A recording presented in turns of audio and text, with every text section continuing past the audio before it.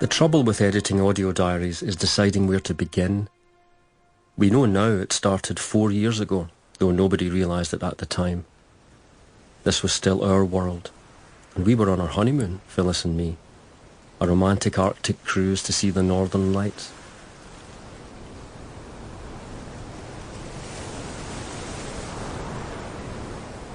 Oh, should we go back inside? Do you know what, to hang on in case they start up again? I know I sound childish, but there's a limit to how much natural majesty I can take. But we'll never get another chance like this. The sky's so clear. Look, how red Mars is tonight. I don't want to worry you, but if that's Mars, it seems to be on a collision course with us. You know, it's just a trick of the light. Mike, there's two of them. That can't be right. There's 3 of them. It must be some sort of aircraft. I've never seen a plane that looks like a baby comet. There's 5 of them. They're going right over us. They're losing height. They're going to hit the water.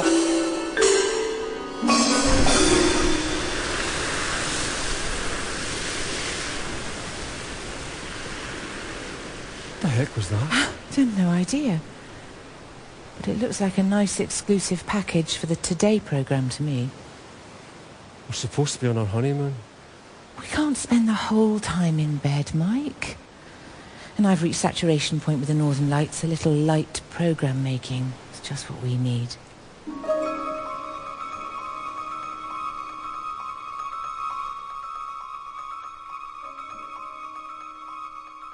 And the time is 8:37. We're going over now to our correspondent Mike Watson in the Arctic Circle for a report of things that go fizz in the night. I don't suppose there's much to see up there, Mike? Lots of stars, of course, the Northern Lights, if you're lucky. But last night, 400 miles west of the Norwegian coast, we looked up and saw something that took our breath away. Out of the sky, 5 spheres appeared. They had a solid red centre surrounded by a fuzzy scarlet halo, like a bright red spotlight seen through a fog, except there was no fog. That sounds alarming. How big were these fireballs? They looked about the size of hot air balloons. At first we thought they were heading straight for our ship, but they passed overhead in a long glide till they hit the sea with a loud hiss, like water hitting a giant frying pan, followed by a plume of pink steam. And then they were gone without a trace. And you've no idea what these fireballs were? No, and none of the crew were willing to speculate, although one officer admitted he'd heard of something similar in the mid-Atlantic. So, there we have it. Another maritime mystery. Later, in our cabin, we discovered we'd kicked a hornet's nest. Your Twitter feed's going mad. Hashtag Fireballs is trending worldwide. UFO nutters, I did tell you. I don't think they're all nutters, Mike. There's a lot of tweeters claiming they've seen fireballs just like ours over the sea. Long arcs, ending up in a steamy splashdown. Copycats, then? No, look, there's some here with photos. Let's have a look. That could be anything. A brake light on a foggy night. But there's no fog. The rest of the sky's clear. Come on, Phil. You know the days of cameras that don't lie are long behind us. Well, I'm going back out on deck tonight with a camera.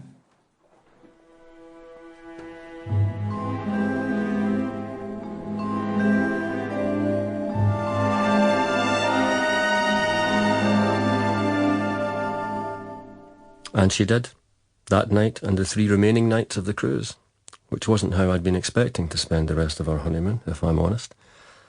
By the time we got home, the whole world had gone fireball crazy. Oh, it's so lovely to be back in our own kitchen. I'm not good at being waited on hand and foot. No, you like being your own boss too much. We've only been gone a fortnight. Look at this pile of mail. I thought digital media was supposed to reduce paper. The fireballs are all over the papers too. 13 off Finland, a dozen near Havana in the middle of the day, almost 40 scattered north of Russia. Oh, some spectacular pics from the middle of the Pacific. The Americans had a crack at blaming Putin, but he's doing his usual outraged routine. But surely if it was the Russians, they wouldn't be reporting sightings off their own coast. And since when has logic ever troubled our press?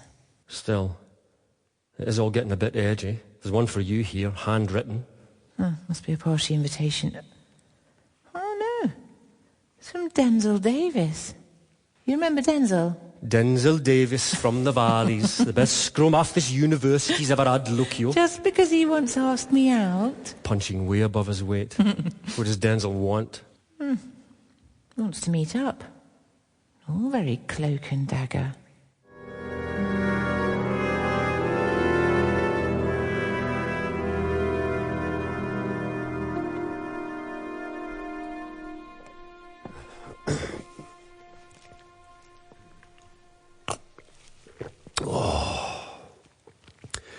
You always did make a lovely cuppa, Phil.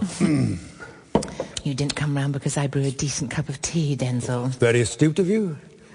Although, of course, I'm not really here. Nothing I say has actually been said. Well, you want to talk to us off the record? I'm attached to the MOD these days, and I've got some information I think the public should know. I don't really cover defence, Denzel. I can put you in touch. It's not really defence, as such. I thought of you two because you're the nearest thing to fireball experts in the media. Well, you've got some information about the fireballs. They're making everybody very twitchy. The Americans blame the Russians blame the Chinese blame the Japanese, the North Koreans blame everyone, and so it goes on. All it takes is one overreaction and Syria starts to look like a playground fight. But there's no suggestion that there's some kind of weapon, is there? Nobody's under attack from things that go fizz in the middle of the ocean. Nobody knows for certain. And politicians abhor a vacuum. They're always on the lookout for ways to settle old scores.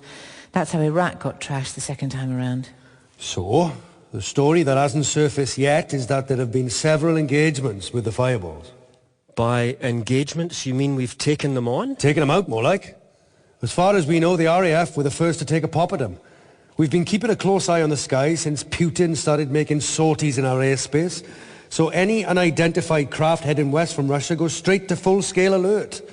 We scrambled a squadron of Typhoons out of Lossiemouth, and they encountered 4 fireballs north of Shetland. They couldn't establish radio contact, and the radar showed the fireballs were decelerating, so the order was given to fire on them. What happened? The first one they hit just disintegrated. I've seen the footage. It just seemed to evaporate in the air. Same with the second and the third. And then your flyers got complacent? What can I say?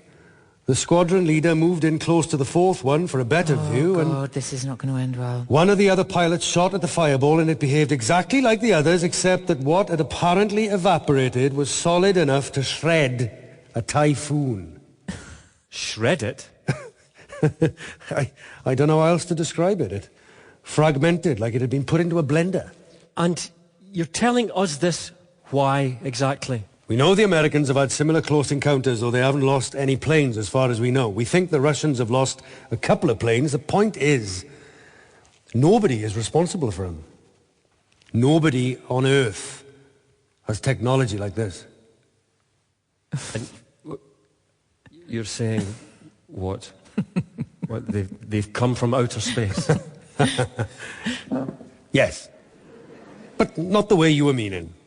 The scientists are saying they're the remains of an asteroid that disintegrated close to Earth's atmosphere. They're quietly very excited about it. Very quiet. I haven't heard a thing about this. The government didn't want to frighten people.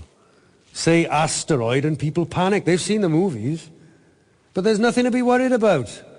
And that's what we want you to get across to your audience. It's exciting, but it's not threatening.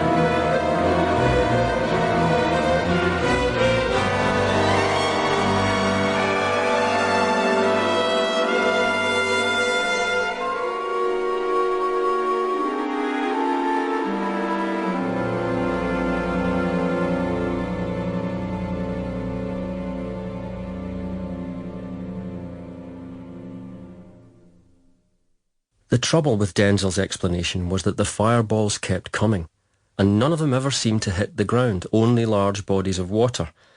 So after months of unconvincing asteroid stories, Phil decided to try out her charms on Professor Alistair Becker, a scientist specialising in climate studies and oceanography, and known for being a bit of a maverick. Everybody says you're the man when it comes to the fireballs. Well, I'm one of them. The one they like to dismiss until I'm proved right. Well, it's good to know I'm not the only one who feels like that. My husband and I think the asteroid explanation is full of holes. But now the fireballs seem finally to be petering out, I'm trying to put together the definitive programme. Petering out? The numbers of sightings have been diminishing over the past month, and there's been nothing at all for 3 days, which hasn't happened since we saw the first ones in the Arctic 5 months ago. Indeed. Of course, the fact that none has been reported doesn't mean that none have occurred. No. It's not inconceivable that there may have been fireballs where there was nobody to witness them. I understand that, but if we could start with a working hypothesis that they've stopped, I'd really appreciate it if you could share what you know with us. Share rather implies a two-way thoroughfare. Do you, in fact, have anything to share? I've put this map together of all the reports I could find that seemed credible. Where there are pics, you can click on the thumbnails and bring them up like that one. Ah, yes, very clear. And this is a graph based on the dates of the sightings. Classic bell curve. I too have a map, but it looks remarkably similar to yours. Look. There are 5 very definite clusters of sightings. Southwest of Cuba, 600 miles south of the Cocos Islands. Heavy concentrations off the Philippines, Japan, and the Aleutians. Then there's a small group northeast of the Falklands. Have you worked out what it is that connects these clusters? They're all over water. Not only water. If you overlay a bathymetric map... So it's bathymetric. A map that shows the ocean's depth. If you overlay that on the map of the sightings, you will see that the clusters huddle around the deepest parts of the ocean. Mostly around the 4,000 fathom mark, but as far as I can verify, nothing under 2,000 fathoms. That's remarkable. Whatever it is, it's not accidental.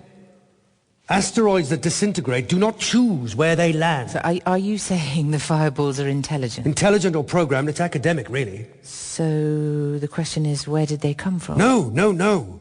The question is predicated on the fact that somewhere in the order of 3,000 fireballs have gone down and nothing has come back up again.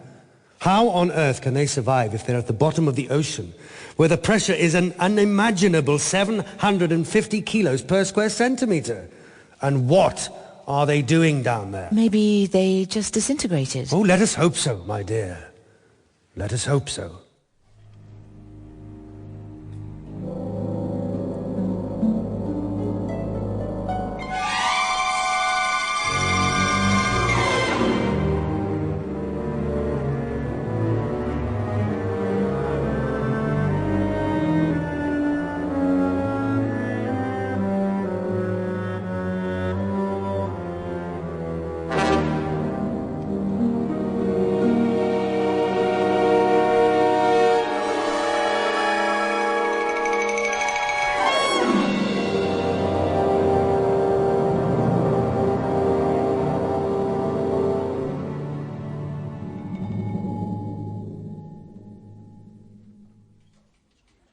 When Phil caught up with me later in the BBC radio newsroom, I was gobsmacked by her revelations.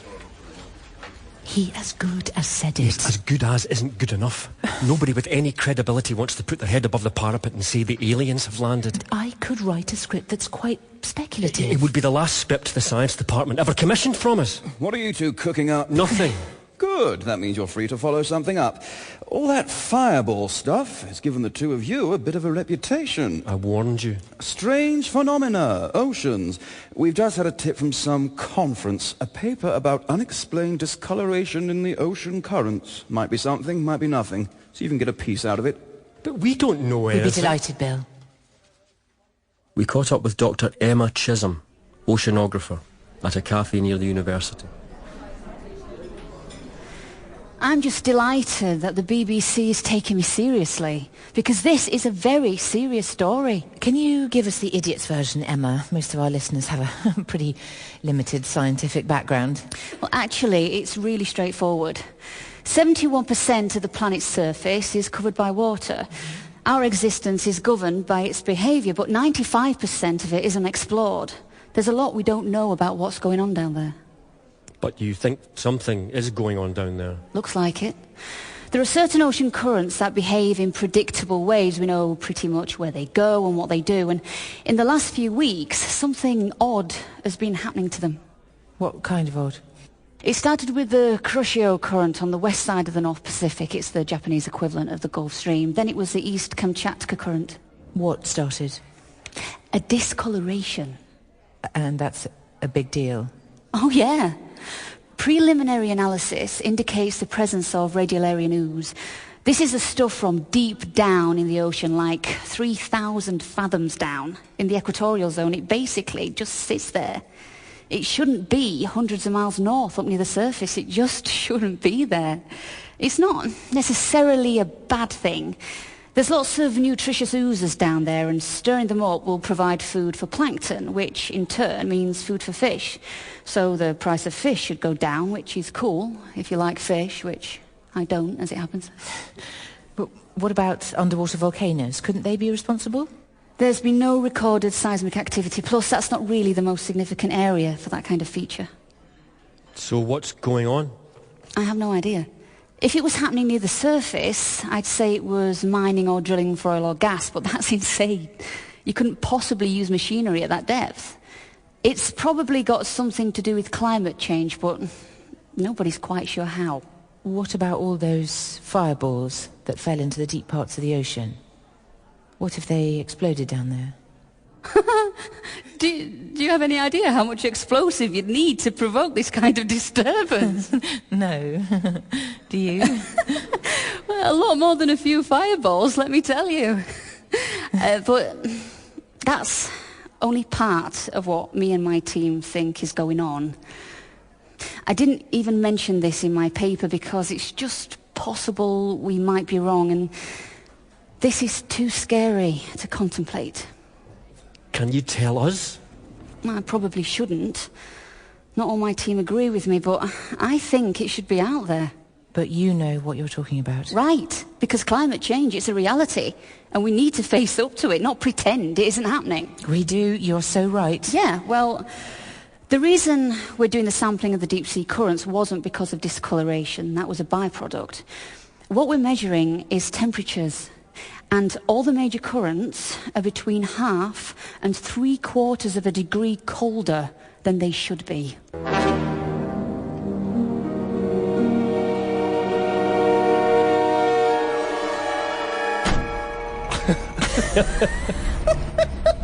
I really thought she was going to drop a bombshell.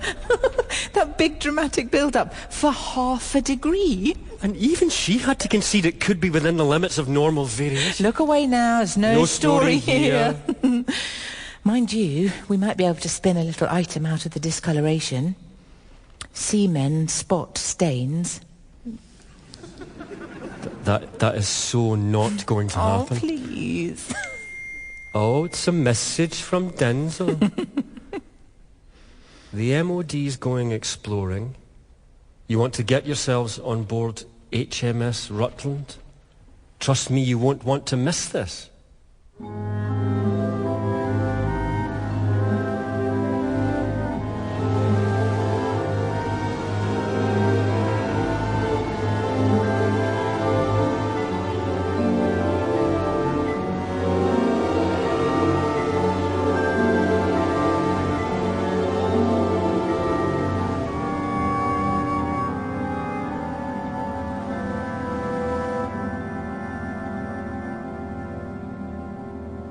And so, 3 weeks later, we were among a handful of hacks on board a Royal Navy frigate heading out from Bermuda to a spot 100 miles or so east of Cuba.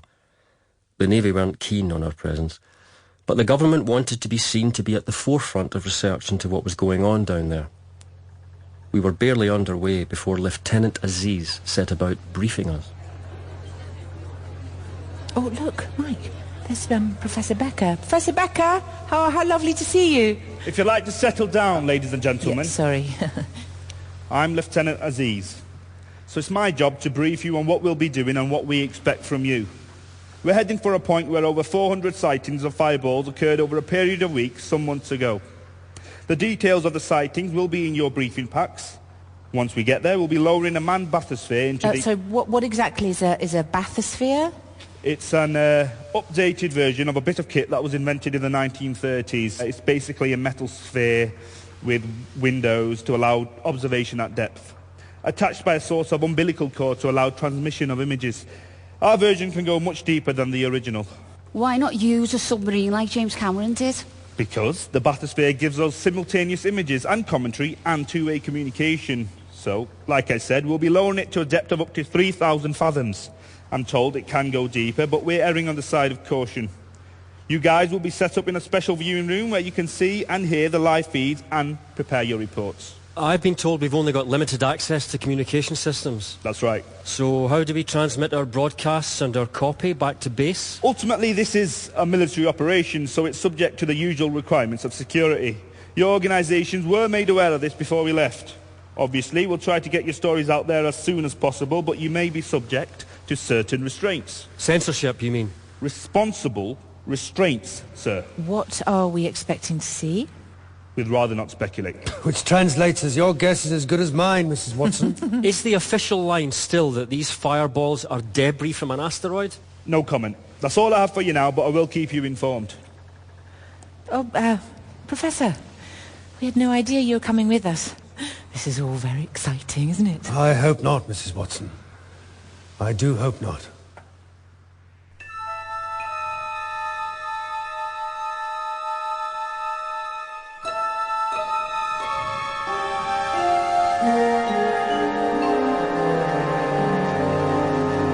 Are we all set? All in order below? Aye, aye, sir.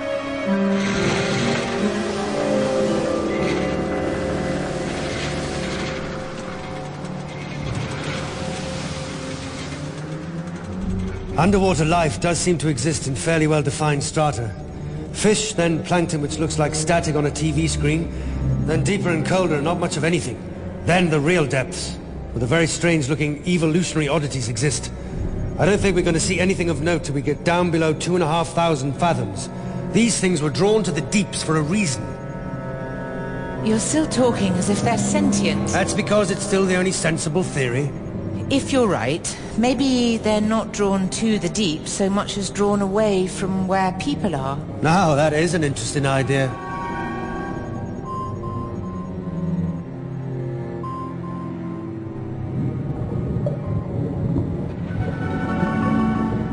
More life round here. Plenty of squid. All shapes and sizes. All bloody ugly, though. Talk about nature's careless moments.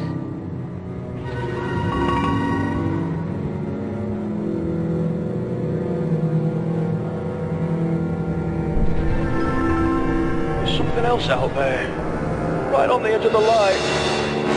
I don't think it's a giant squid, it's more like a whale. But not at this depth, surely. How deep are they, precisely? 2,800 fathoms and small change. And he's right, it's not a whale. A whale would have imploded under the pressure long before that depth. What the hell is it? It's veered off now, whatever it was. There's some luminous fish over there. Quite pretty.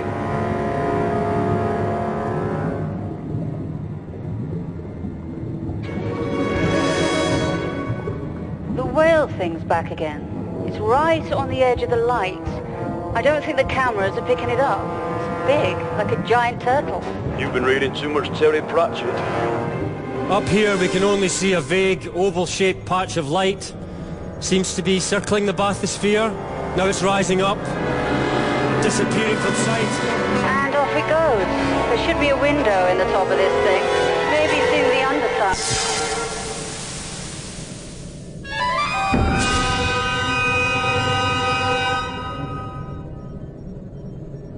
What's happened?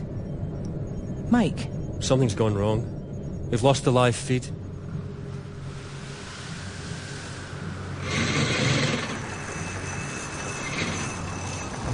Wherever that bathysphere is now, it's not at the end of that cable, look. Moving at that speed. Well, you think the cable's been severed? Bitten through by some kind of sea monster?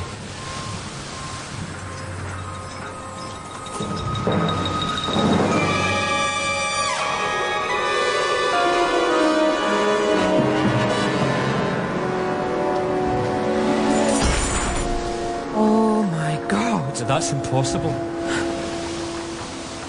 Apparently you can change the laws of physics. A week later, we were still shaken, but Phil had managed to guilt Denzel into meeting us in a pub where nobody knew him. I shouldn't be here. If it hadn't been for your tip-off, we wouldn't have been on that ship at all. As it is, we might as well not have been. We made a brilliant documentary, something that went beyond paying tribute to those poor dead sailors, and your lot have gone and slapped a D notice on it. Phil, I shouldn't be talking to you about it at all. Those cables weren't sheared through. The end of the cables would have been frayed and torn, but they weren't. They were fused. The metal and plastic were melted like glass. Becker says it breaks all the laws of physics. If it's Becker you're relying on, you're a busted flush. All that mad talk of intelligent creatures from outer space, he could tell the MOD the sky was blue and we'd go outside to check. That cable came out of the ocean looking like it had just come out of a blast furnace. No asteroid debris did that. Look, I'm sorry. I heard your programme, and you're right, Phil, it was brilliant. When can it go out, Denzel? You ask me, love? Probably never.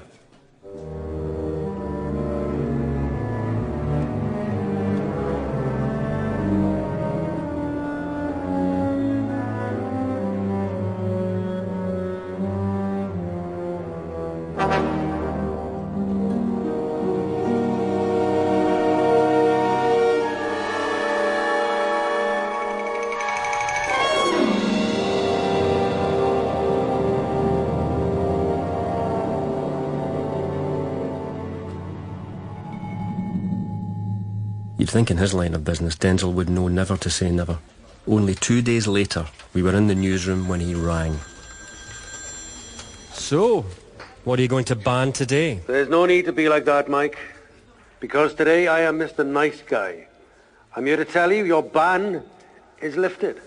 You can run your broadcast whenever you like. What, as is? No cuts? No changes? We're not in the business of censorship, Mike, just the public interest. Why the change of heart? A week ago we were toxic and now we're flavour of the month. What's going on, Denzel? Denzel's given us the go-ahead. I'm not surprised. Why? Refresh your news screen. Ah. Exactly. I love the internet. No more secrets anymore. Sources close to the Pentagon say an American naval unit conducting research into deep-sea conditions east of the Philippines has reported the loss of a midget submarine with its crew of 2 submariners. That is one hell of a leak. I hear the sound of a witch hunt. Hey, you two, dust off that bloody documentary. We've got the green light. I'm putting it out this morning in the 11 o'clock slot.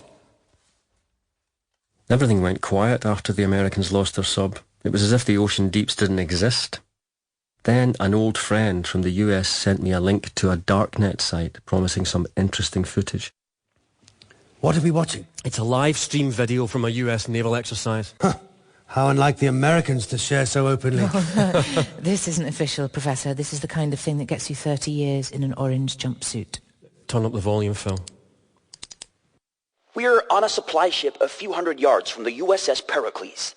They've lowered a robot into the sea. It's going down fast. We're past 1,000 fathoms already. That's 6,000 feet, which sounds like a long way down, but there's a lot further to go around here. Oh my God! Scroll back, Mike. Look, that's just the same as what happened to our bathysphere. A flash, then everything went blank. We've lost contact with the robot probe.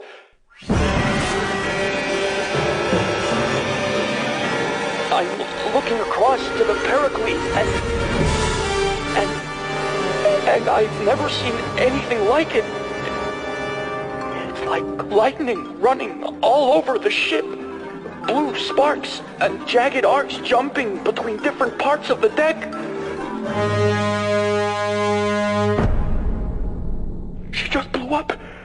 The Pericles blew up.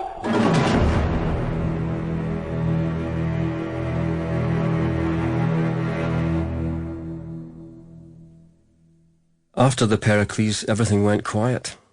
There was nothing for it but to go back to doing what we do best, making slightly eccentric radio documentaries. We were both thrilled when Phyllis became pregnant.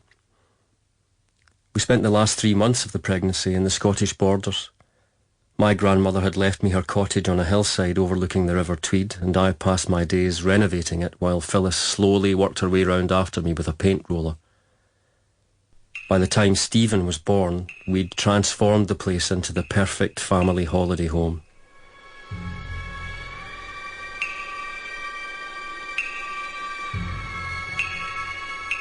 But we weren't a perfect family for long. Stephen was just 3 weeks old when he contracted a respiratory infection. The antibiotics didn't work and he died before he was a month old.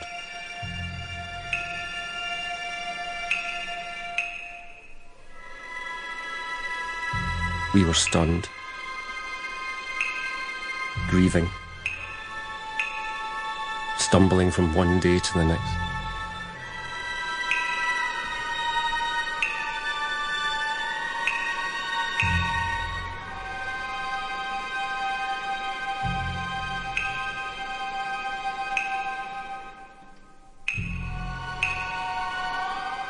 One evening back in London, I ran into Alistair Becker at a book launch. I think even he saw how miserable I was and dragged me off to the pub.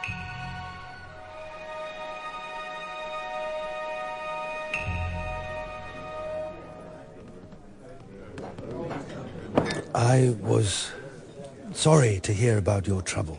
Thanks. We decided to come back to London, throw ourselves into work. Not a bad plan. And how is Mrs. Watson?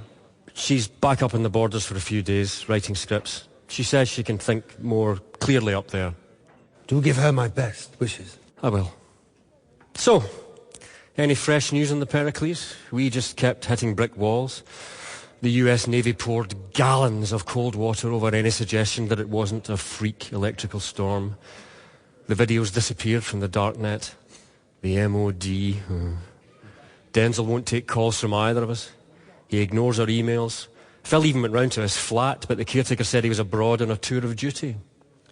I hear the Russians and the Australians had the same sort of experience as the Pericles, but nothing's been said publicly. Nobody's very keen to go poking around on the seabed now. So what, everybody's just ignoring it?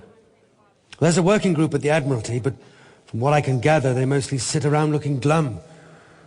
There was one thing, though. Did you see any of the coverage of the Sapphira Island? Doesn't ring a bell, sorry. Tiny speck in the Atlantic near the equator. Nominally Brazilian, but it's a few hundred miles off the coast, so nobody bothers with it much. Population of 127 people, 50 or so goats, and around 500 sheep. Every 6 weeks or so, a supply ship rolls up to exchange the essentials of life for hairy sweaters and mutton. The crew usually stays overnight to partake of the islanders' version of coconut rum.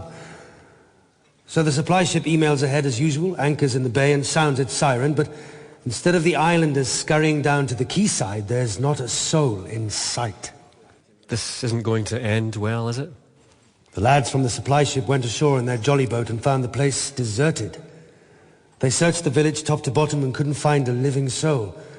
The only sign that there had ever been anyone there was a dead baby in a crib in the back bedroom. They combed the rest of the island and soon realized almost all the animals were gone too. Not dead and rotting, gone. Marie Celeste Island. But for me, the interesting thing is that the waters around Sapphira Island are almost 4,000 fathoms deep.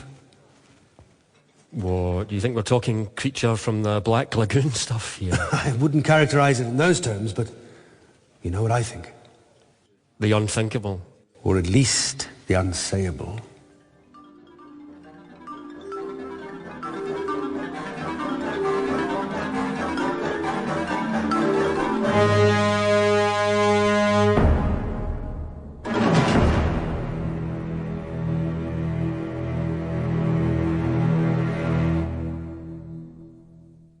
Of course, I told Phil about Sapphira when she got back to London.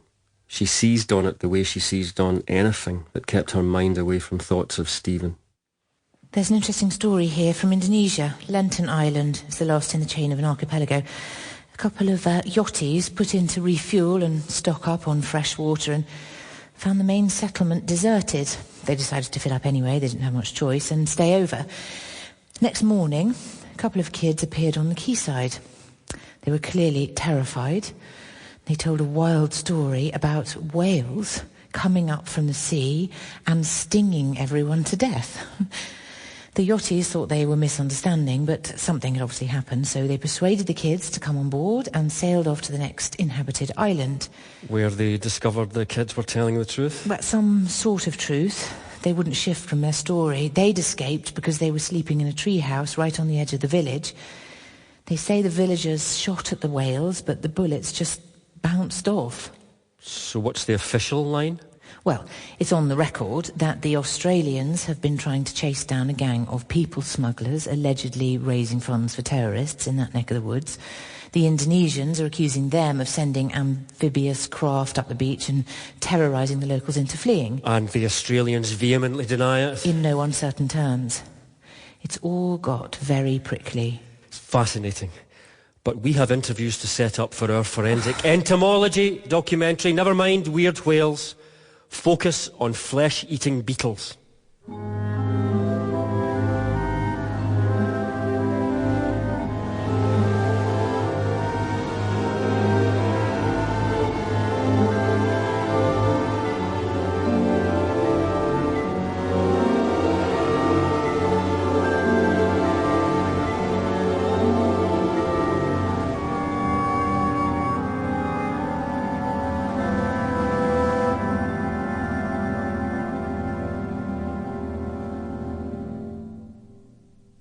Coming up with interesting stories is our bread and butter, though.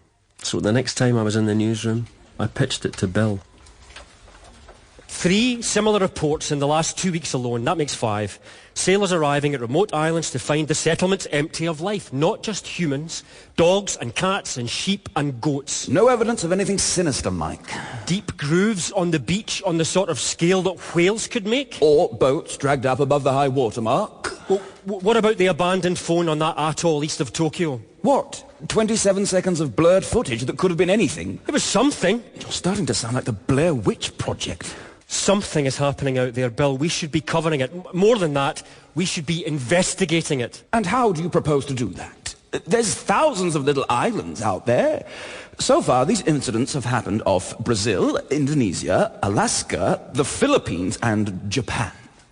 What are you going to do? Stick a pin in the map and sit in the sunshine till something happens? You could sit there until we all die. But, Bill, Alistair Becker says... If Becker had any proof for his mad ideas, he'd have produced it by now.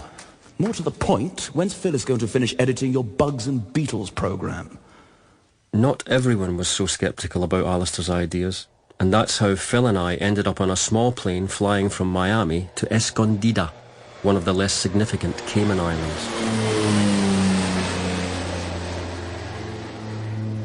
And the Gurgis Foundation just handed you a wad of cash? You can be very blunt on occasion, Mrs. Watson. I demonstrated to them the algorithm we developed to indicate where future incursions were likely to take place, and they saw the wisdom of attempting to conduct a scientific inquiry into whatever is happening to small, isolated island communities. Oh, well, that makes perfect sense. They just handed you a wad of cash. Just be grateful I insisted you were part of the package. And we couldn't be happier, could we, Mike? So you reckon you know where to expect the next invasion? Incursion, not invasion. Invasion implies the intention to remain. Whatever these creatures are, they either can't or don't want to hang around. If they're used to the deeps, I suspect it's can't. Where, Professor? Escondida tops my shortlist. A small island with a single settlement that has, as far as we are concerned, the advantage of being a British possession, which means we have the tacit support of the government. And what are we going to do there? We wait, dear boy. We wait.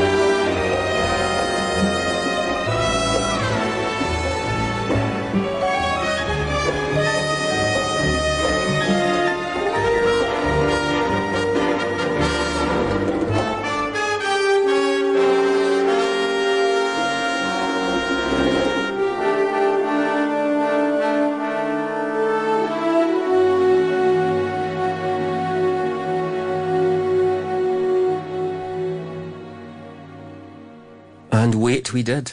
It wasn't exactly a hardship. The town nestled between twin mountains, naked peaks with a scarf of greenery about their shoulders. The sun shone, the locals were friendly, the fish were fresh, and the rum delicious. The crescent-shaped beach was the perfect vantage point for looking out over the ocean. We waited for the whales, and they went elsewhere. There you are. Here I mostly am, deepening my tan and thinking how lovely my beautiful wife is in her bikini. Yeah. Well, I'm working my fingers to the bone, checking out what's happening in the world. You are a researcher. Producer. A producer, Thank you. after all. It is your job. Ow. So, there was another one last night. Some tiny Pacific atoll a few hundred miles from Australia. That makes 4 since we set up camp here. And none within 1,000 miles of us. Do you think Becker's got it wrong? I don't know. He did show me his list. 2 of the 4 attacks happened on islands on it. Number 7 and number 10, so it's not just a high-class version of Eeny, Meeny, Miny, Mo. Oh, and by the way, there are 2 eyewitnesses for the latest one. Only 2? These things don't mess around, do they? Well, you almost wouldn't want to be a survivor. Think how we are. Losing Stephen. These 2 have lost everyone. Except each other. And we know what that means too. So, what did these eyewitnesses have to say? Disappointingly little. 2 young men who were up in a cave on the hillside above the village, looking for a bit of privacy, supposedly to have a drink. They were alerted by screams coming from down below. They couldn't see much, but they said the 2 things in the village square were more like tanks than whales, and they said they saw 2 big wobbly spheres rolling towards the water, and they ran back inside the cave and stayed there till morning. And that's it? That's all? It was dark last night, remember, only a quarter moon. But there were the usual wide semicircular grooves in the beach, 2 heading up, 2 heading back towards the water. And a couple of houses were virtually demolished. They obstructed the route into the square. They looked like they were just bulldozed out of the way. Other houses had broken windows and smashed doors. No whale's going to do that. It is uncanny the way that everybody disappears. It makes no sense. I'm almost beginning to hope they don't show up here. Don't worry, we'll be fine. Becker's team have got all the lights and cameras rigged up. It won't be like those other places where they don't have so much as a street lamp. Now, we're here to watch and stay safe. We're here to tell the story, Phil. We're here to live to tell the tale.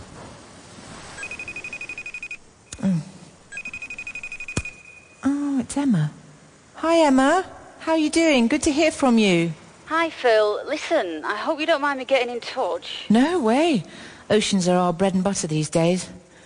How can I help you? Well, you were the only one who took me seriously before when I was talking about discoloration in the ocean currents, so I thought you might be interested. Interested in what? The initial areas of discoloration have been gradually clearing. Oh, that's good, isn't it? Broadly speaking, yes, but the thing is, it's cropped up somewhere else, somewhere potentially much more worrying. Where? In the Caribbean and the Pacific, on either side of the Panama Isthmus. Well, why is that worrying?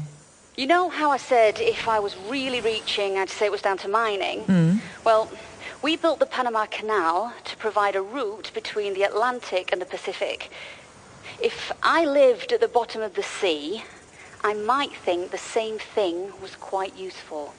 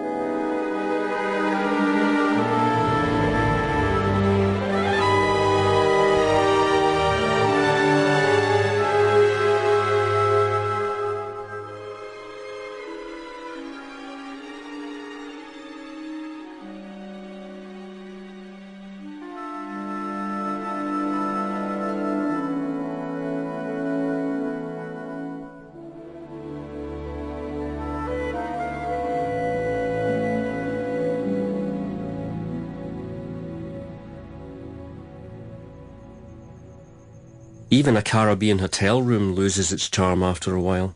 And after 3 weeks, we were getting tired of waiting for something that wasn't happening. Leave the moon and the stars alone and come to bed. You have no soul. It's nearly 1 o'clock.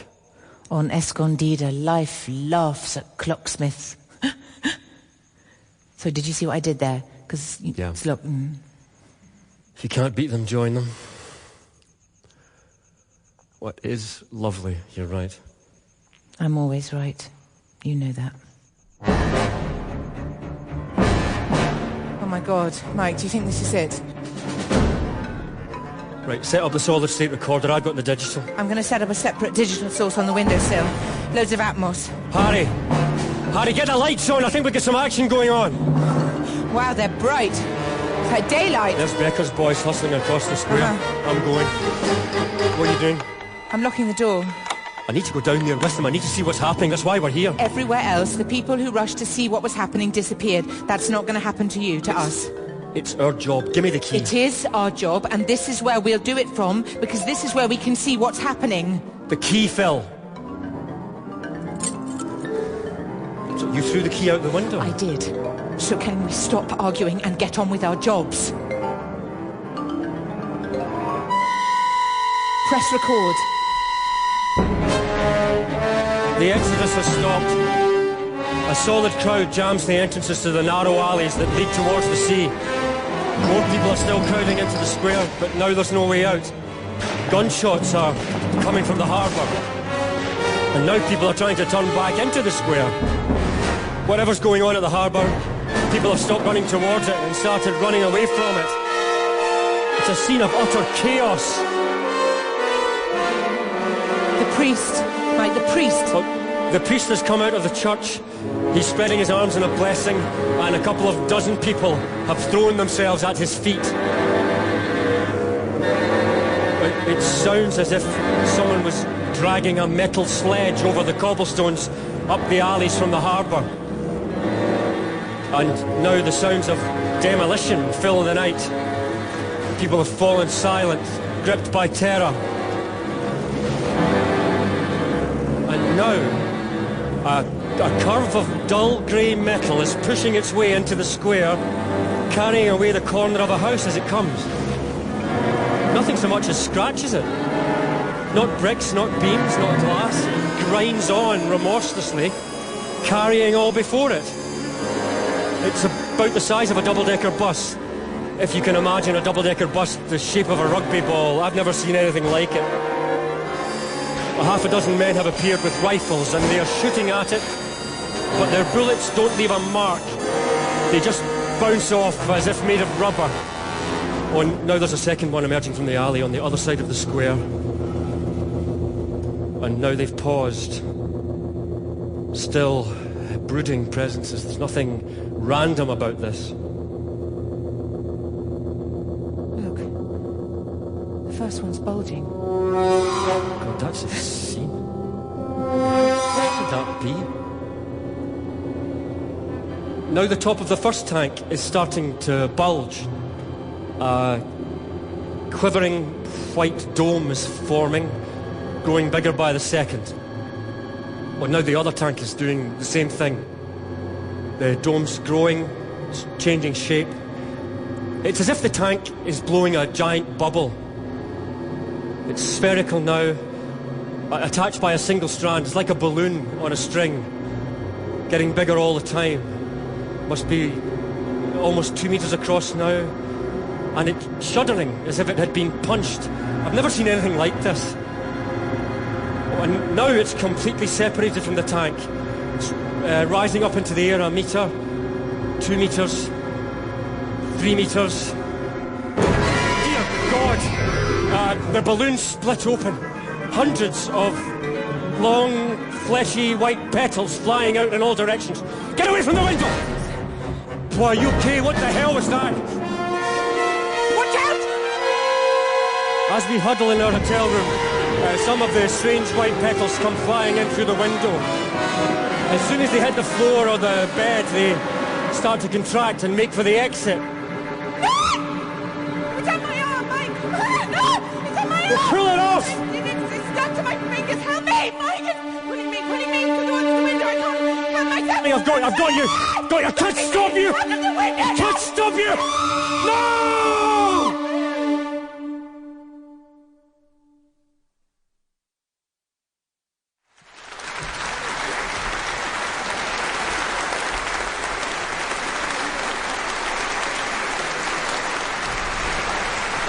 In The Kraken Wakes by John Wyndham, adapted for radio by Val McDermid, Phyllis was played by Tamsin Gregg, Mike by Paul Higgins, Professor Becker by Richard Harrington, and Dr. Chisholm by Sally Carman. The Today host was Gareth Cassidy, and Lieutenant Aziz, Abdullah Afzal. The music was composed by Alan E. Williams, conducted by Clark Rundell, and performed by the BBC Philharmonic Orchestra. It was directed by Justine Potter, and was a Savvy production for the BBC.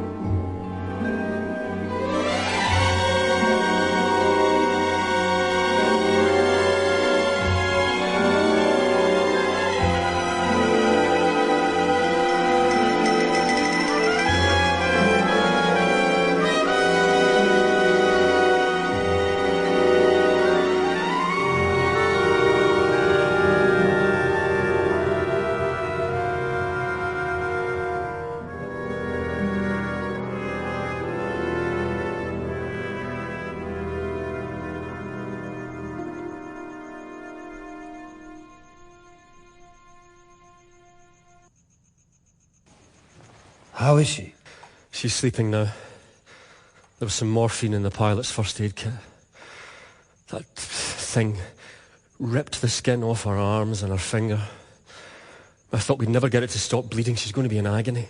If you hadn't grabbed her... No, I know, Alistair, believe me, I know. As it was, it nearly had the pair of us out the window. If I hadn't got my legs round that bed, if the bed hadn't been screwed to the wall, it doesn't bear thinking about. We'll fly her out at first light. Thank you. I'd thought I was going to lose my wife that night. In a few short minutes, our romantic Caribbean hotel room had turned into a scene from hell. But I was determined to bear witness to what she'd gone through. Her and all the people who had met such a horrific end on Escondida.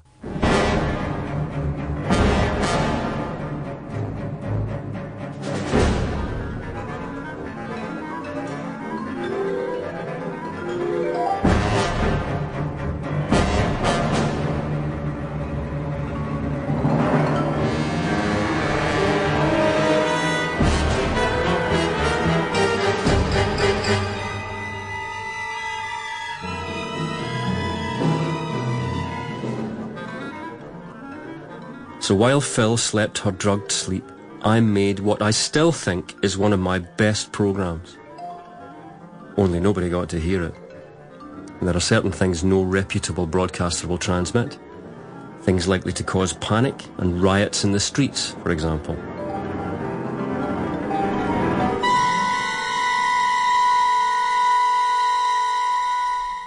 Outside in the square, it was pandemonium as people tried to escape. The sticky tentacles dragged people back by whatever they'd gripped onto. Grown adults hauled across the square by an arm or a leg, or, worst of all, a teenage boy with one of the tongues stuck to his face.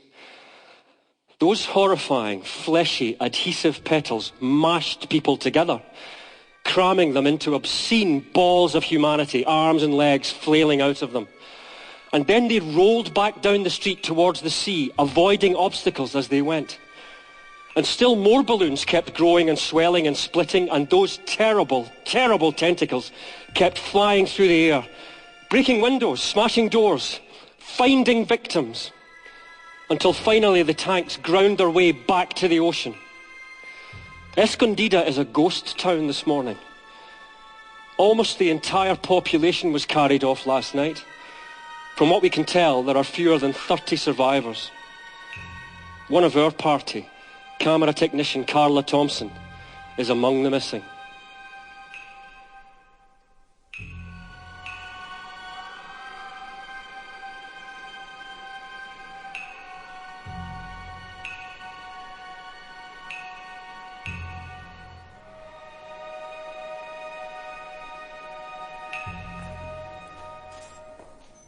We just put it out there on the web and tell the powers that be that someone leaked it. Yeah, we'll get fired. Yeah, so we'll go freelance, live off the land, whatever. Now, we'll open with a montage of the attack on Escondida. We've got plenty to work with there. And then you can interview the professor here. What I have to say will be primarily speculative. But it's always such good speculation, Professor.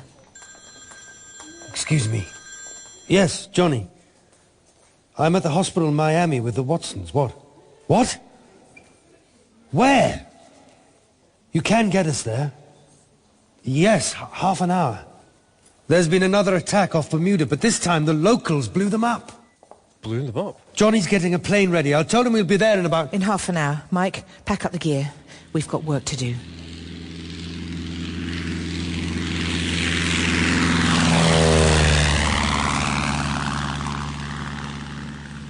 Okay, rolling, Mike.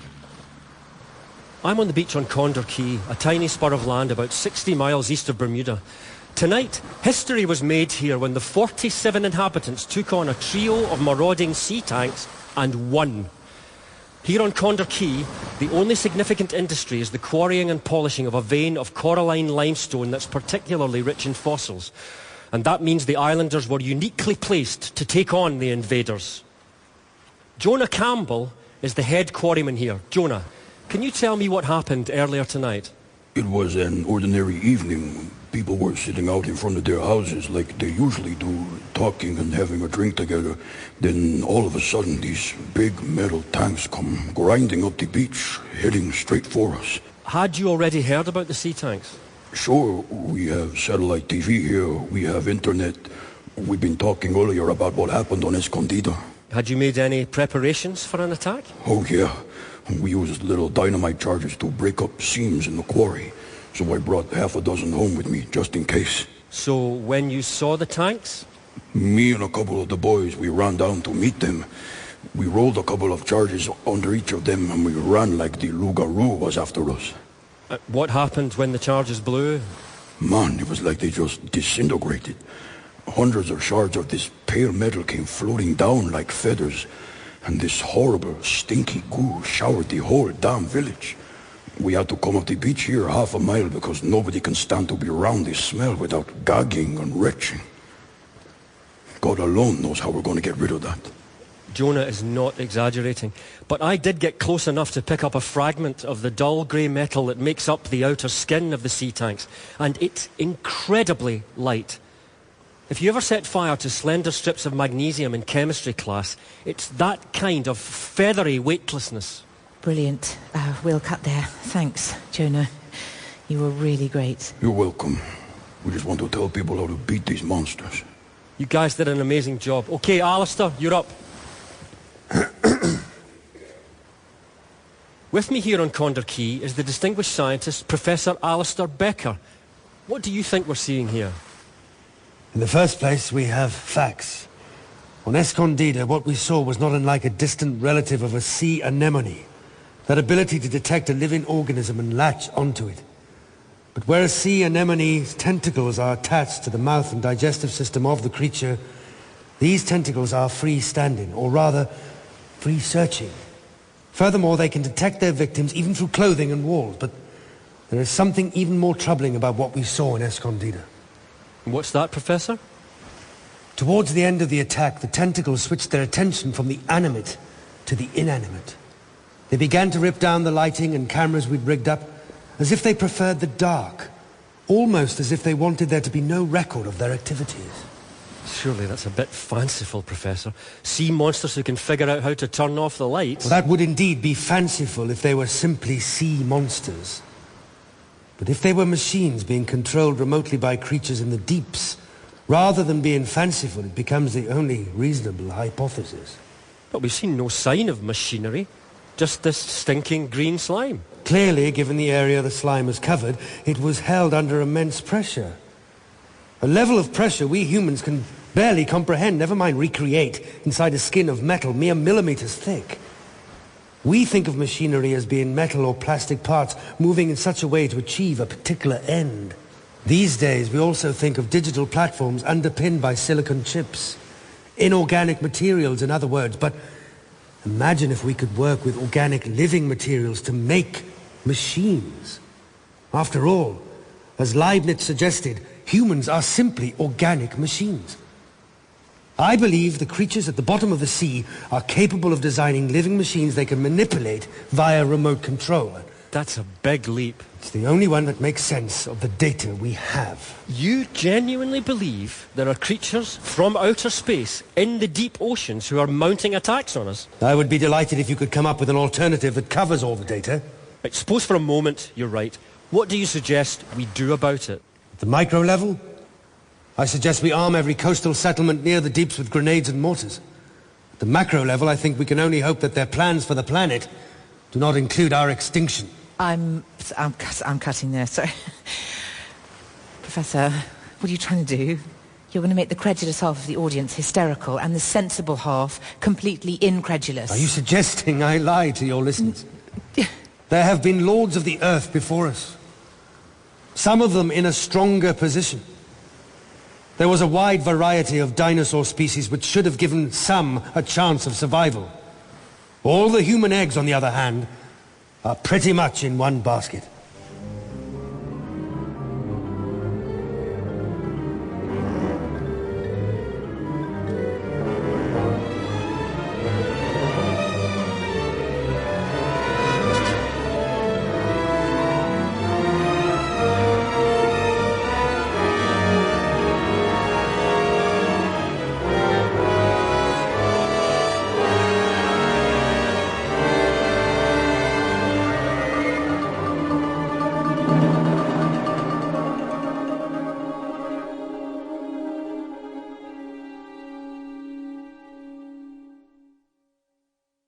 We slipped a copy to a geeky pal of Phil's who arranged the leak. Within 24 hours, Denzel had come out of hiding. And I'm telling you, it was totally irresponsible to put that out. We didn't. It was leaked. Someone obviously thought people deserved the truth, and Becca's argument is very persuasive, Denzel. Not to mention it makes great radio. All of that may be true, but what's the point in panicking people? Because sometimes panic is the only way to light a fire under our great leaders. Which would be all good and well if there was anything the politicians could actually do. Becca did have a suggestion. Do you seriously imagine that any government is going to arm its citizens with grenades and dynamite? Get real, Mike. If they don't, people will take matters into their own hands, and that, Denzel, will be a hell of a lot worse. It doesn't have to be armed vigilantes. Why do you men always leap to the worst-case scenario? Why can't they just station half a dozen soldiers every few miles along the coast? They're trained for that sort of thing, after all. But 31,000 kilometres of UK coastline. So, 5 troops every 5 clicks means 31,000 troops. That's 1/5 of the total strength of the army. And that's not allowing for more than 1 shift a day. Never mind leave or rest days. We'd have to recall every unit serving overseas, including the ones working on aid projects. Oh, it's just not practical, Phil. Then I guess we're back to the vigilante scenario.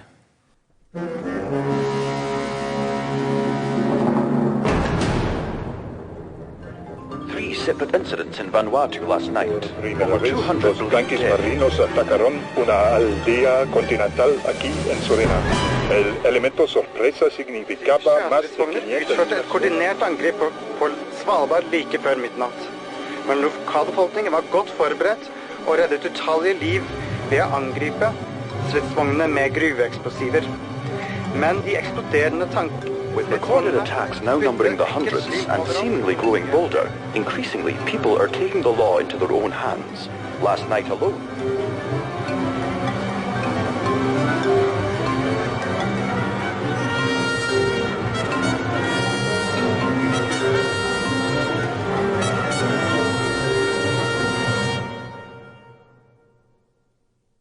I know you hate my graphs.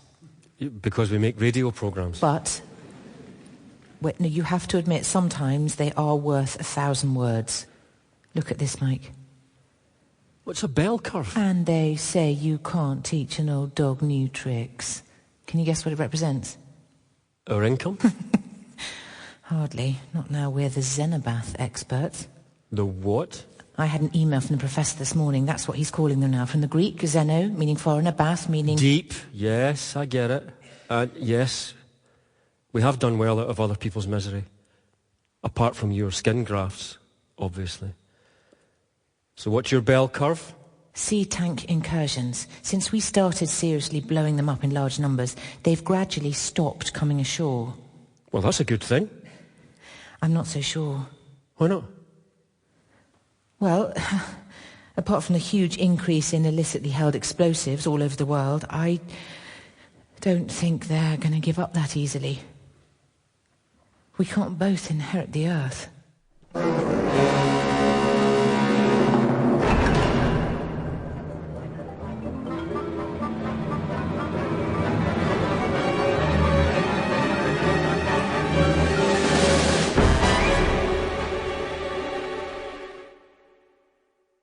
As usual, when she was having a bit of a wobble, Phil took herself off to her cottage in the Borders. I didn't mind being left behind. Not really. Not if it helped her keep it together. Hi, Emma. Wow. This is amazing. What a fabulous view you've got. Is that the River Tweed down there? It is. Oh, sorry, I lost track of the time. I meant to have the kettle on. No worries. Are you bricklaying? Yes. Winston Churchill did it to relieve stress. And does it? I'm not sure I'm quite at that level yet. So what are you building? It's kind of an arbour. A sheltered place to sit and contemplate. Or read. Or just get drunk on a summer evening. Sounds good to me. Yeah. Except it's too cold to sit outside even though it's June. Come on in.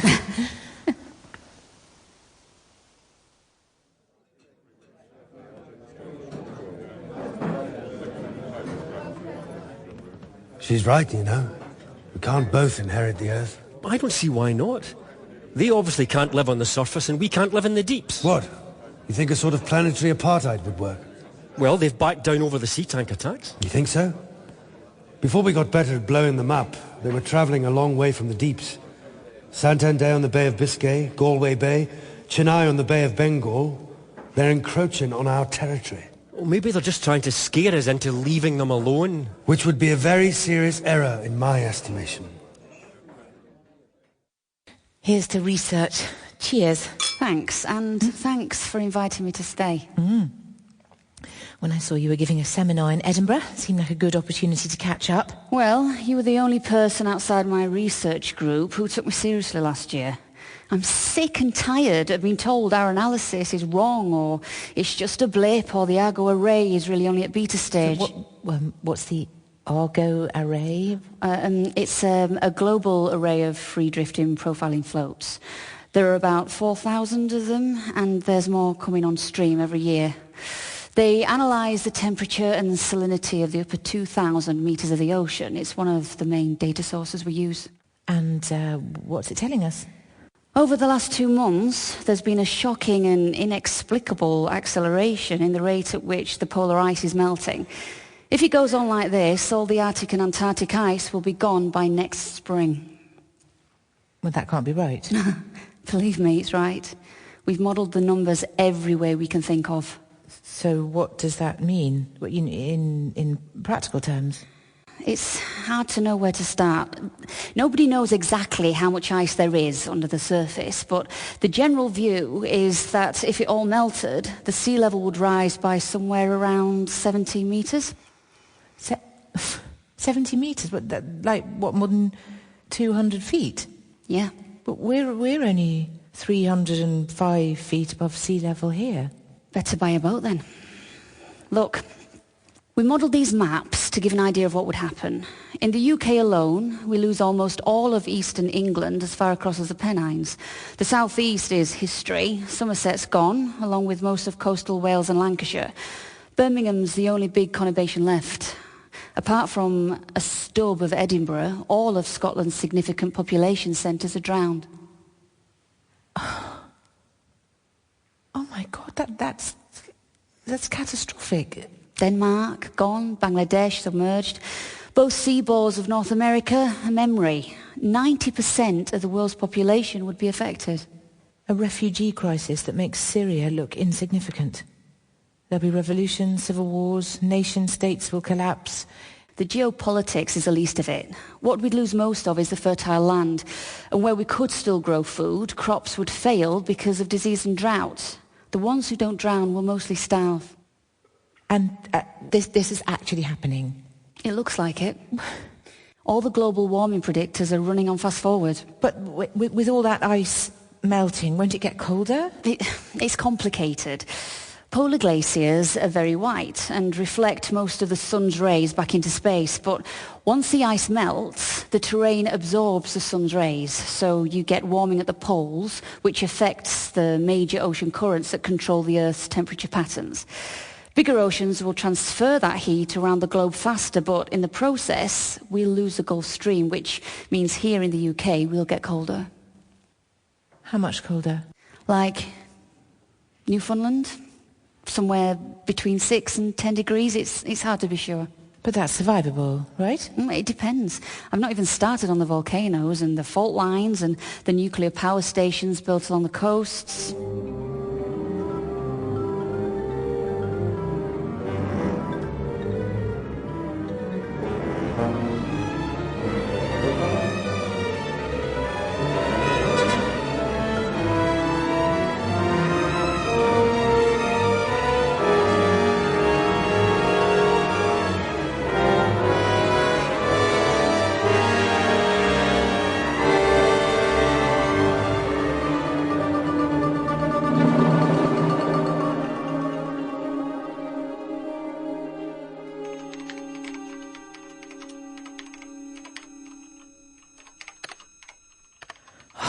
Can't concentrate on the role of women in the 1916 Easter Rising, Mike. It feels like fiddling while Rome sinks beneath the waves. Emma's team might be wrong, you know. Remember all those years we thought spinach was incredibly rich in iron because one scientist misplaced a decimal point? I keep dreaming about whole coastlines shearing off and falling into the waves. That and volcanoes erupting where they were supposed to be extinct. Edinburgh Castle disappearing in a sea of lava. That's it. No more cheese after dinner. Don't pretend you're not scared. Professor Becker, what a lovely surprise.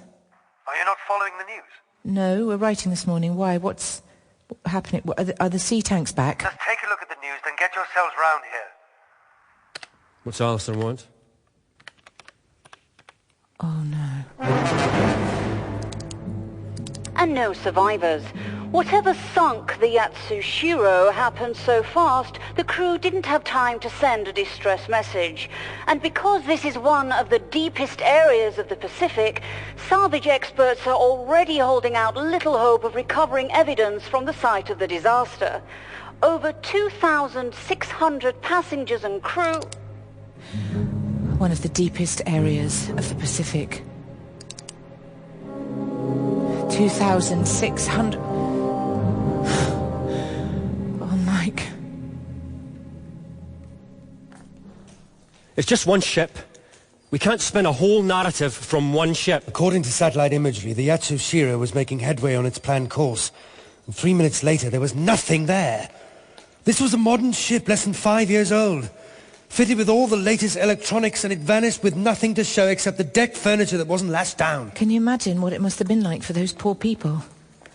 Asleep in their berths, and then suddenly... water pouring in, and... I can't bear to think about it. It's hard to resist the notion that this is the next phase. They want this planet to themselves.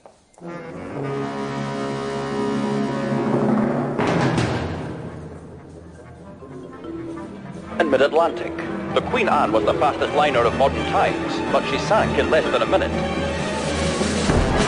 Ceci est le troisième navire porte-conteneur à disparaître dans l'océan austral ce mois. Président Hollande a dit que... USS Iolante off the Philippines ended in disaster around 3 a.m. when the destroyer disappeared from radar screens, bringing the total of these inexplicable shipping losses to 47 so far. The Prime Minister is flying to an emergency summit in Washington.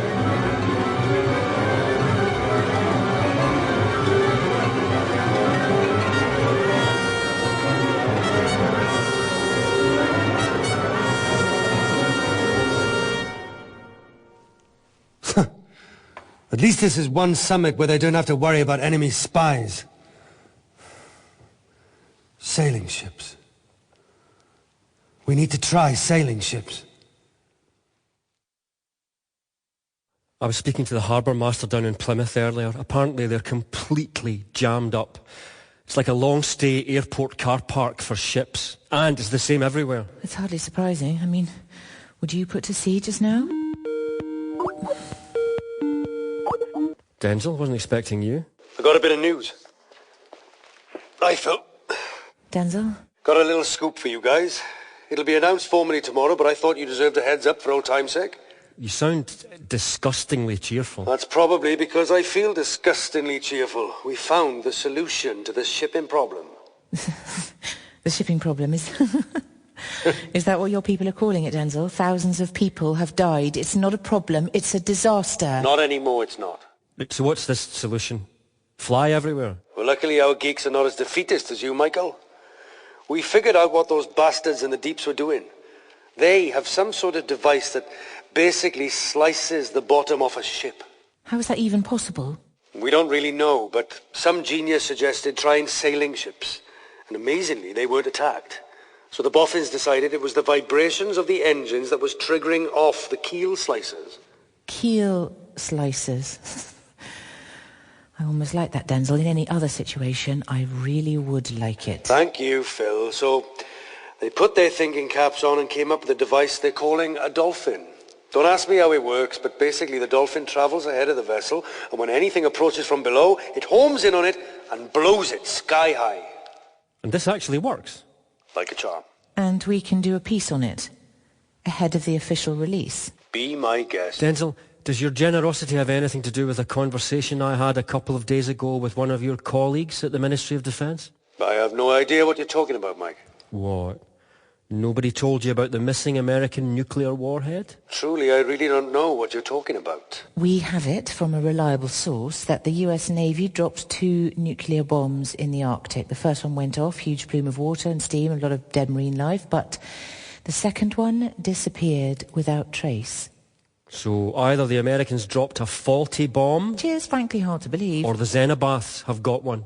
And you're desperately trying to make that story go away by handing us a box of chocolates. I think you've been listening to the wrong people.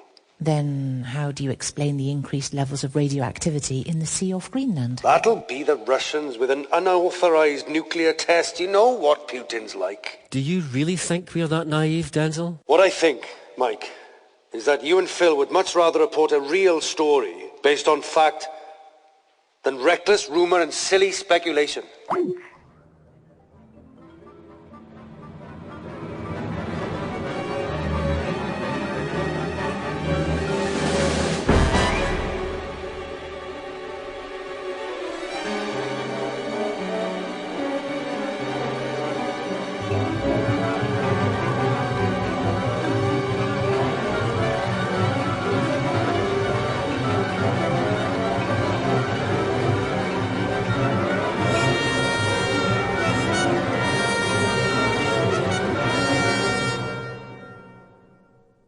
The dolphins really did work for about 6 weeks.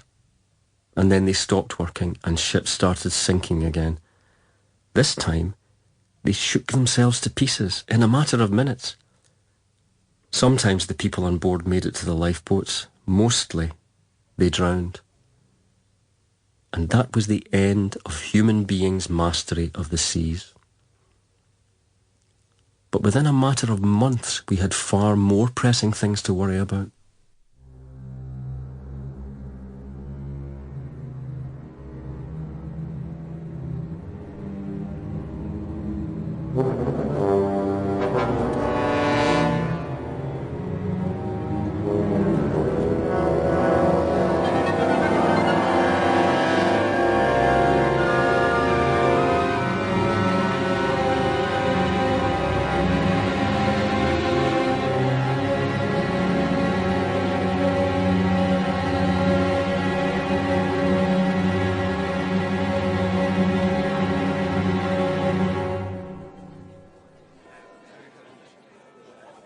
You join us live here on the 69th floor of the Shard, Europe's tallest building, only a few hundred yards from the River Thames.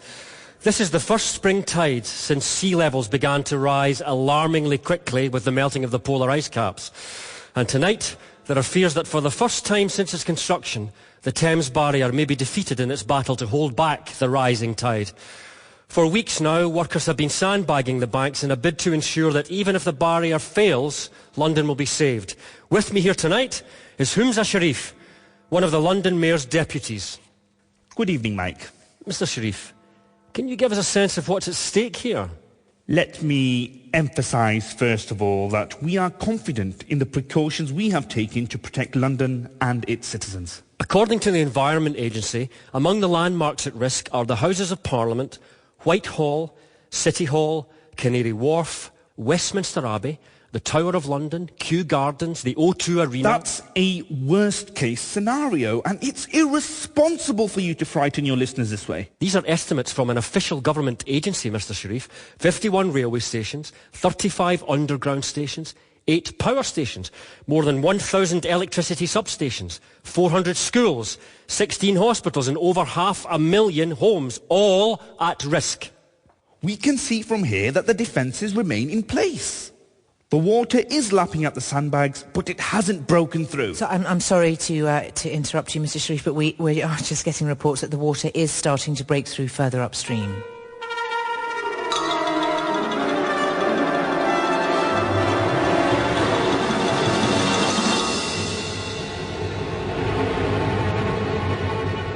Over now to our colleagues on Vauxhall Bridge. Yes, Phil. 3 separate streams of water are pouring into the street south of the river. The water is rushing past the MI5 building. It's already knee-deep, and people are struggling to get to safety. I can hear sirens, but there's no help here yet.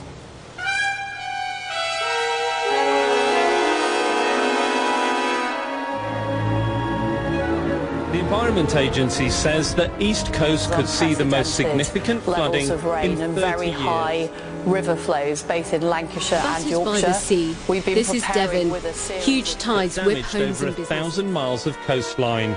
The area most at risk is the northeast coast, Northumberland through to Lincolnshire. It seems and the severe weather that's affected parts of Britain for days is not going away anytime soon.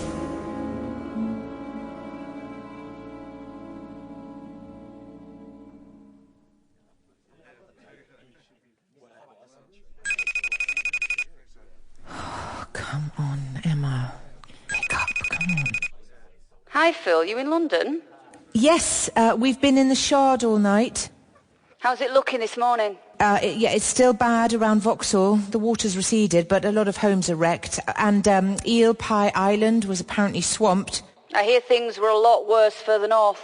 Yeah, East Anglia took a hell of a hit, and a couple of villages in Northumberland basically fell into the sea. You should start making your own preparations. It's only going to get worse. Next spring tide, it'll be higher. They can't keep playing King Canute with the sandbags. London's going under. It's history. What I'm more worried about is the effect of all this extra water on the ocean basins. Why? What will that do? All of this extra weight of water from the melting ice caps, it's going to make the bottom of the ocean basin sink. Think of it like a big puddle. As it gets deeper, it pulls in more from the edges. Coastal areas are going to fall into the sea, especially where there are existing fault lines like in California. And then the water gets access to areas of dormant volcanic activity. It penetrates the magma cap that's keeping those volcanoes quiet, and boom, you've suddenly got hundreds of them spewing out ash clouds. So, as well as no shipping, we'd have no flying. That's the least of our worries. There'll be no sunshine either. The temperature will plummet, crops will fail. All those refugees pouring inland from the subcontinent and the Pacific Rim are going to start fighting each other for food and shelter. Christ, Emma, you make it sound like the end of days. For most people it will be, Phil. Did you get that boat like I told you to? Mike thinks I'm overreacting, but yes, a 26-foot sailboat currently under a tarpaulin on a trailer in Muswell Hill. I hope it's packed to the gunnels with tins and packets of dried food. I hear you. Look, I need to go. We're packing up today. We're moving our lab from Oxford to Buxton in Derbyshire. It's more than 300 metres above sea level. Well, good luck with that. Stay in touch. I'll do my best. Oh, and Phil, make sure you have a shortwave radio on board. When we lose global comms, shortwave will still work. Lord. I've just been speaking to Tim Bowler. Is he the one from the Cabinet Office? Looks like he escaped from a boxing gym. That's the one. They're moving Parliament to Birmingham. You're kidding? There's chaos all over the world, Phil. It's dog-eat-dog in Russia. Millions of people are dying in Asia. There's civil war in most of South America. At least our lot are trying to keep civil society functioning here. And Birmingham is going to be the last city standing? Exactly. Emma's team are moving to Buxton. I can't say I blame them. Look, I know we talked about decamping to Scotland at some point. Do you think this is that point? Why are you asking that now? After I've spoken to Tim, I talked to Bill, and he admitted the BBC are making plans to evacuate too. There's a place for us with them if we want it. Or we could hang on here and be their eyes and ears in what's left of London. Are they going to Birmingham too? It's not been decided yet, but probably if that's where the politicians are going. I think things could get very messy very quickly up there.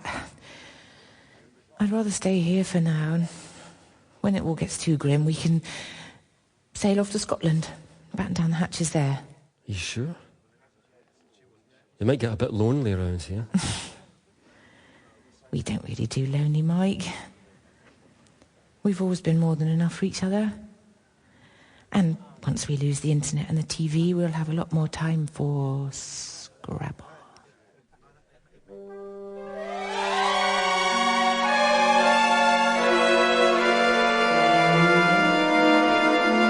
A giant inland sea that's been hollowed out at the centre of the continent, with the Murray River and Coopers Creek flooding the desert plain. Reports suggest that Mexico has fallen into a simply the biggest, longest-lasting earthquake I've ever experienced. Furious wave comes roaring at 500 miles an hour, swallowing everything in its... Vamos a ampliar la zona de evacuación de 10 kilómetros a 20 kilómetros. Paying for blood of the politicians. Unfortunately, we keep getting aftershocks. Rioting in the streets with police fires. There'd been no sign that the volcano was about to erupt.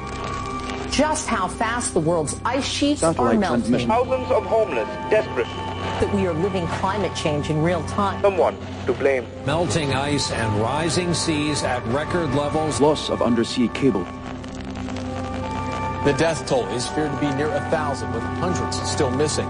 Towns just wiped off the map by waves that moved as fast as a jet plane across the Pacific. Confirmed today that the internet is irretrievable. Russia, Japan, the Philippines, Indonesia, Guam, and the U.S. state of Hawaii as well. So now this is evolving to an international event. Dramatic footage there. Homes and buildings literally just being washed away. Nation will no longer speak unto nation.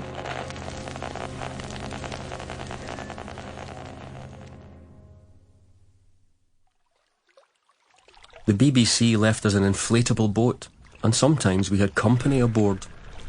So strange, trying to navigate one's way through waterways that used to be streets. So many of the familiar landmarks submerge. Thank you for bringing me out with you. I thought you'd be interested. We mostly just do colour pieces these days. For the first few weeks there was a lot going on, with people trying to adjust to what was happening. There was a lot of street fighting in the higher parts of the city, Hampstead, Muswell Hill, Blackheath. People trying to stake out territory. Then they realised there was no point. Mostly they were terrified of having to live without power, without sanitation, without shops, so everybody who could get out left. And the rest?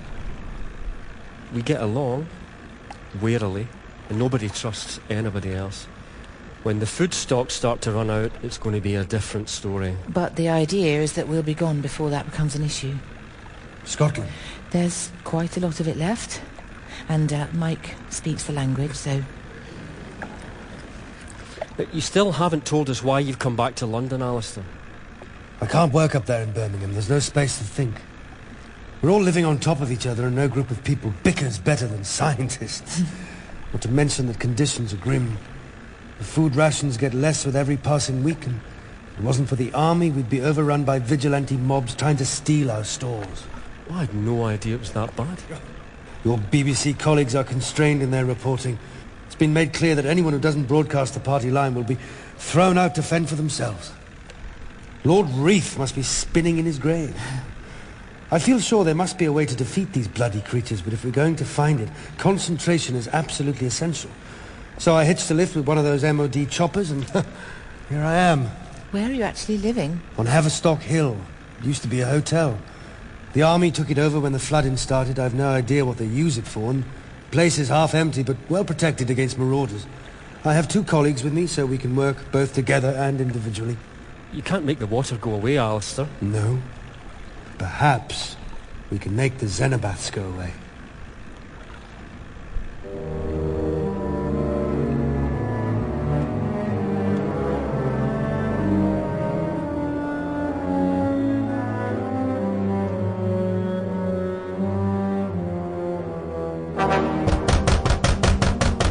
Who the hell? Be careful, Mike.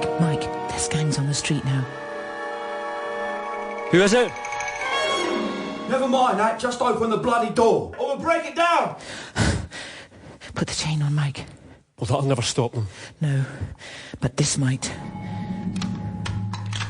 Bloody hell, Phil, where did you get a shotgun? Just put the chain on.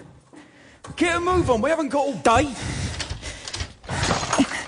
I'm not afraid to use this, boys. Feel free to call my bluff. Shit! You said she'd be a pushover!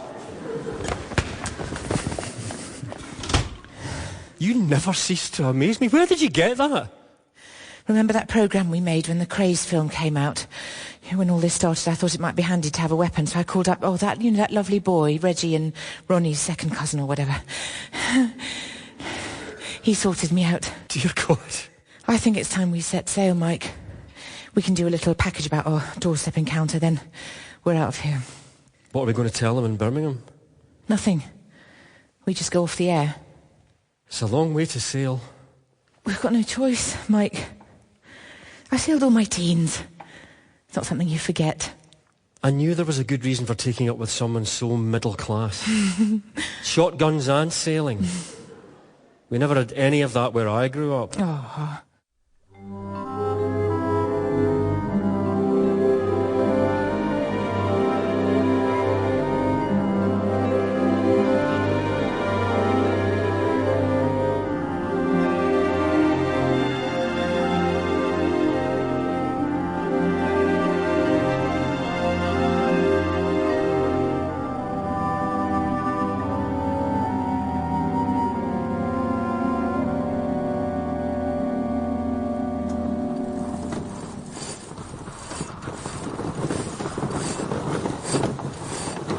The ropes are all secure.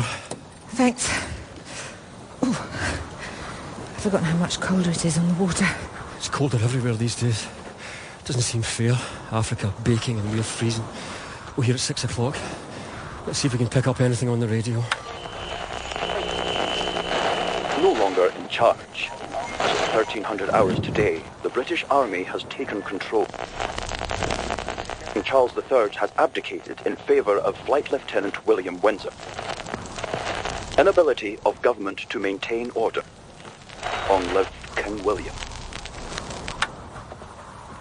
Sounds like we made the right decision. It's all gone, hasn't it? Everything we live by, it's gone. No, not everything, Phil. We've still got each other.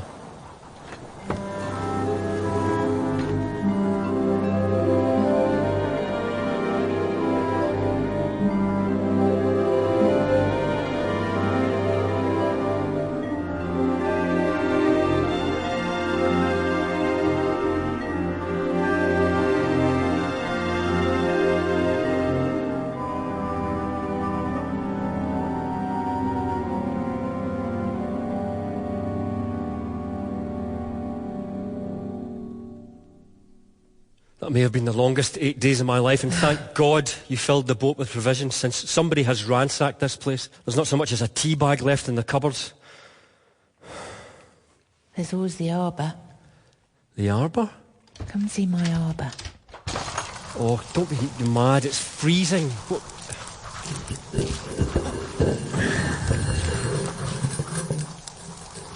Where did the steps come from? Follow me. Come down. In the name of the wee man. Did you really think I'd waste my time on something as silly as an arbour? I got a digger crew from Carlisle to make a great big hole, put a pool liner in it, then I filled it with tins and dried food and whiskey, and bricked over it. There's enough down here to feed us for years if we're careful. I married a genius. It's true. You did. It's been 2 years since we arrived at our cottage to find the expanded River Tweed lapping at the bottom of the garden terraces, and I've decided it's time to edit my audio diaries into a series of programmes. I might as well use the old skills before I lose them. We didn't think we were going to make it through the first winter. As Emma had predicted, black clouds of volcanic dust cut out most of the sunlight for weeks at a time. I began to wonder why we'd installed all those solar panels Phyllis had insisted on. We huddled round the fire, wearing layers of clothes and wrapped in blankets, living on soup. I honestly wondered sometimes whether there was any point in going on. But about 9 months ago, the skies slowly started to clear.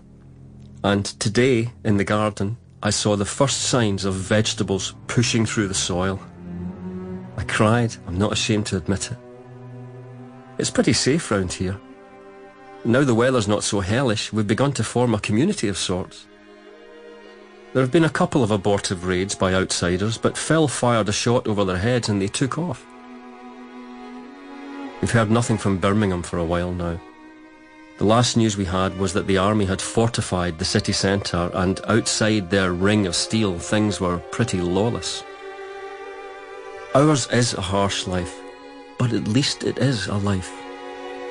And it looks as if there might be another one joining us in a few months.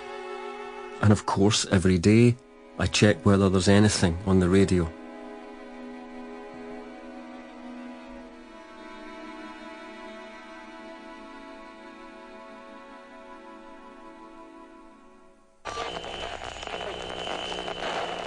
I love the triumph of hope over experience that is you with the clockwork radio.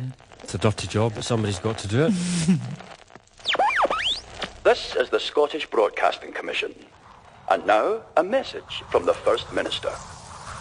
We are proud today that we have restored radio broadcasting throughout Scotland.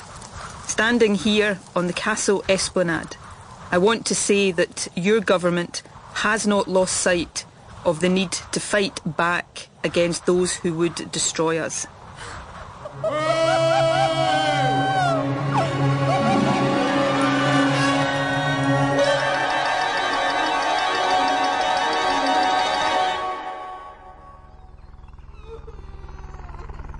You don't often see helicopters these days. Shh, Albo. Shh. It's not going to hurt you. Looks military. Oh, poor wee soul. She's not used to engine noise. That is Scottish Government livery.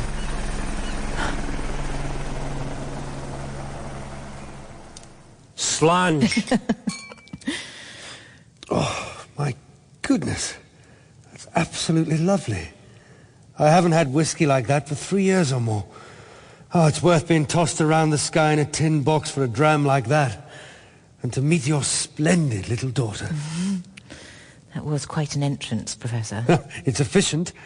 And there are damn few things left you can say that about. So why are you here? I believe our work has finally paid off. You've come up with a defence against the Xenobaths. Better than that, Mrs. Watson. We've developed a weapon against them. It's early days, but I think it might be possible to see them off. That sounds too good to be true. I can't say too much about it, but it's a sort of ultrasound bomb. It vibrates on a sympathetic frequency that causes them to disintegrate, we think. We've tested it half a dozen times. Within minutes, the surface of the sea started bubbling and great gouts of foul-smelling gel burst into the air. Remember Condor Key? It was like a very intense version of that smell. Hideous. And you truly think we can kill them off? I do. It won't restore the planet overnight, but at least we'll have a fighting chance. You still haven't explained why you're here. We're starting again, Mike. And we need someone to keep the record. I told the Scottish government, which is all we have left by the way of government in these islands, that you two are the only ones I trust. What do you say? There's more than one kind of adventure, Professor. Yours is the big screen, technicolor kind, but I want the other kind, the kind that's about rebuilding the world they've left us with. And there's no point in one without the other. Yes, I see. And you, Mike? Is that what you think too? I can't tempt you back into the harness? We'll watch you from a distance, Professor. And maybe we'll tell the story so far, so people will know what happened to our world before it became their world.